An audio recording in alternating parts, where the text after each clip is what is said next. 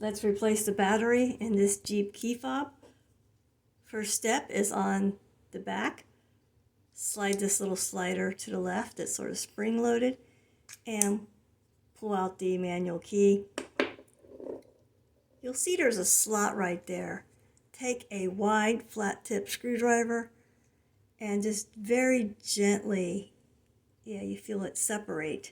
And then once it starts separating on the side, eke it open. It doesn't snap, and the plastic's sort of soft, so you don't want to use a lot of force.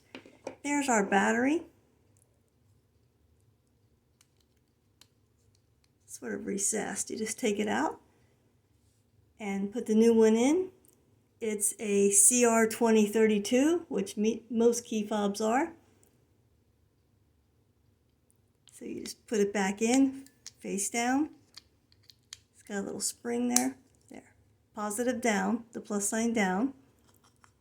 And then just gently squish the case together. It doesn't snap. And put this back in, and that's it. I hope this is helpful. Thank you.